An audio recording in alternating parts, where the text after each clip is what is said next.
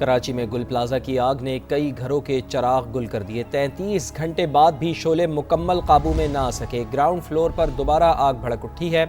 इससे पहले रेस्क्यू टीमें इमारत के 2 हिस्सों में दाखिल होने में कामयाब हुई। रात भर सर्च ऑपरेशन के दौरान मजीद 4 लाशें और इंसानी बाकियात निकाल ली गई हैं। लाशों की हालत ख़राब है। शनाख्त DNA के ज़रिए की जाएगी। जाँबाज़ अफराद की तादाद मुसलसल बढ़ रही है और अब 10 हो चुकी है। 22 अफराद ज़ख्मी हैं।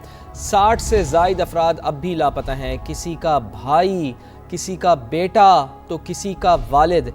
इमारत में फंसे लोगों के लवाहिकीन किसी मोजज़े के मुंतज़िर हैं। जी हाँ, ये करबनाक मनाजिर हैं जो कि आप अपनी स्क्रीन पर देख भी सकते हैं। हमारे नुमाइंदगान भी जाए वक़ूआ पर मौजूद हैं, उनकी जानिब चलते हैं, उनसे जानते हैं। शाहनवाज कादरी मौजूद हैं हमारे साथ और फरवा अली मौजूद हैं। फरवा, मैं पहले आपकी तरफ आऊँगी। मुझे बताएं कि आप अगबी हिस्से पर मौजूद हैं, क्या मनाजिर हैं, क्या सिचुएशन है अभी यहाँ पर फरवा? जी बिल्कुल, इस वक्त मैं अगबी हिस्से पे मौजूद हूँ और जो बैक साइड थी उस पे जो फायर फाइटर्स कोशिश में लगे हुए आग बुझाने की, तो फ़िलहाल इधर से जो सिलसिला है वो ख़त्म कर दिया गया है, क्योंकि कहा जा रहा है कि ये जो हिस्सा है इस कदर कमज़ोर हो गया है कि वो किसी भी वक्त गिर सकता है। लेकिन दूसरी साइड पर मलबे को हटाने का काम भी जारी है ताकि जो लोग हैं उनको निकाला जा सके, क्योंकि कई अफराद यहाँ अपनी फैमिलीज़ को ढूंढने के लिए खड़े हैं। थोड़ी दूर खड़ा किया गया है लोगों को, क्योंकि खदशा जाहिर किया जा रहा है कि ये जो हिस्सा है, क्योंकि ये 3 पार्ट्स में मुकम्मल तौर पे कल गिर चुका था और ख़ासा नुकसान हुआ था, जिसमें एक फायर फाइटर जिनका नाम फुरकान है वो भी शहीद हो गए थे।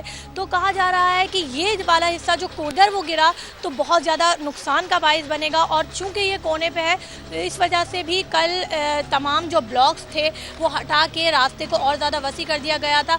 अब जैसे जैसे वक्त गुजरता रहता है लोगों को हटाना बहुत ज़्यादा मुश्किल होता है। इस वक्त बहुत ज़्यादा रश नहीं है, लेकिन वक्त गुजरने के साथ साथ जो वर्षा की फैमिलीज़ हैं वो आना शुरू हो जाते हैं और अपने प्यारों को पूछना शुरू हो जाता है, क्योंकि कम से कम जो 60 से ज़ायद अफराद हैं वो अभी तक मिसिंग हैं। उनका बिल्कुल पता नहीं लग चुका है और लोगों में गम और गुस्सा भी बढ़ता जा रहा है, क्योंकि 33 घंटे से ज़ायद हो चुके हैं और लोगों का पता नहीं है। तो लोग परेशान हैं अपने प्यारों के लिए कि एक झलक ही उनकी दिख जाए, कुछ पता लग जाए कि वो कहाँ है।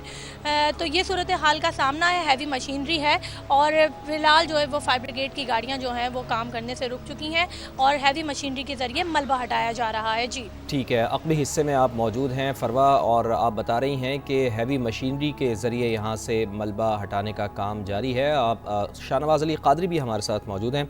शाहनवाज, चूँकि आप MA जिन्ना रोड पर जो फ्रंट हिस्सा था गुल प्लाजा का, आप वहाँ पर मौजूद हैं। रात भर आप हमें मुसलसल आगाह भी करते रहे, अपडेट करते रहे, सारी सिचुएशन आपने हमें बताई।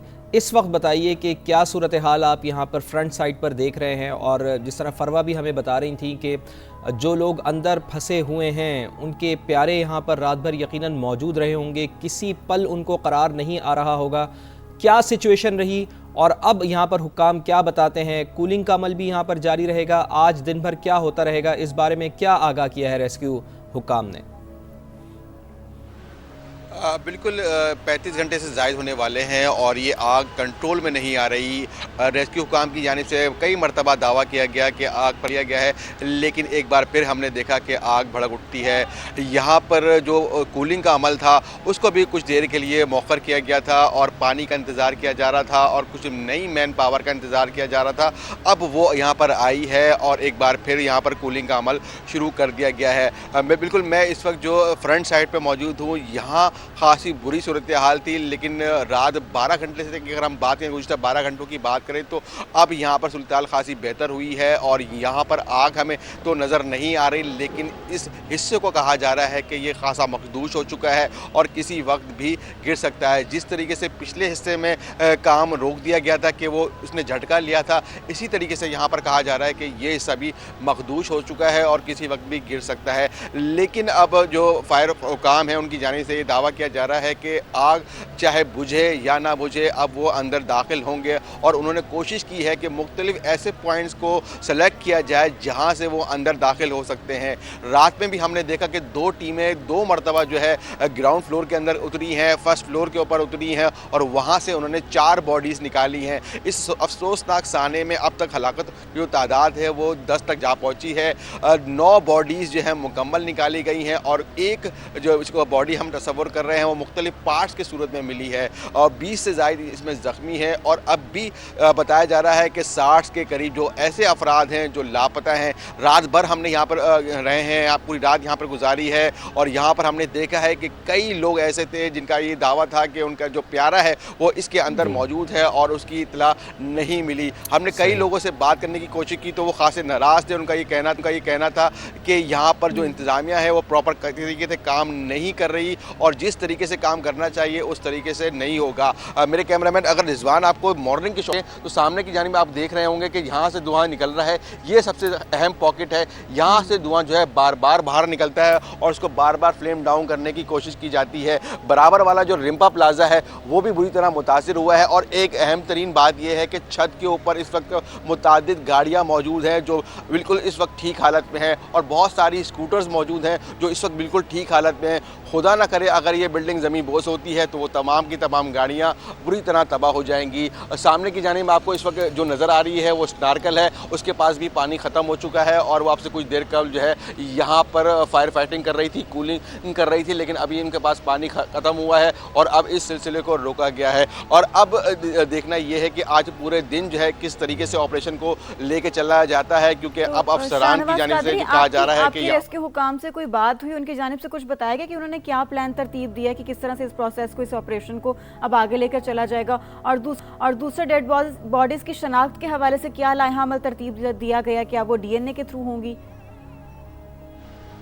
बिल्कुल, पहले तो मैं आपको बताऊं कि जो रेस्क्यू हुकाम है उनसे हमारी बात हुई थी। उनका ये कहना था कि अब हम फोर्सफुली अंदर दाखिल होंगे और परवाह नहीं करेंगे अपनी जानों की भी और अंदर जाकर जो सर्चिंग का अमल है उसको तेज़ करेंगे, क्योंकि दिन की रोशनी भी हो गई है। तो 3 टीमें जो है उन्होंने तश्कील दी हैं और 3 तरफ से वो अंदर दाखिल होने की कोशिश करेंगी और एक टीम जो है रिम्पा प्लाजा के अंदर से यहाँ से होल कर रही है, यहाँ से रास्ता बनाने की कोशिश कर रही है, इस रास्ते अंदर दाखिल होगी। और बाकी रही अगर शनाख्तों की बात तो जो बॉडीज़ हैं उनकी जो हालत है वो खासी बयान करने से काबिल है। उनकी जो लाशें हैं बिल्कुल जली हुई हैं, नाकाबिले शनाख्त हैं। उनकी शनाख्त सिर्फ एक ही तरीके से हो सकती है, वो डीएनए, और इसी वजह से जो है CPLC का जो शनाख्त प्रोजेक्ट का जो कैंप है वो सिविल अस्पताल में लगाया गया है, जहाँ मुसलसल जो है ये रिक्वेस्ट की जा रही है कि जिनके प्यारे मिसिक हैं वो आकर वहाँ पर उनका डेटा जमा कराएं, सैंपल्स दें और वो सैंपल्स को जो मिलने वाली बॉडीज़ है उससे क्रॉस मैच कराया जाएगा। ये सिलसिला 1 से 2 रोज चलेगा, क्योंकि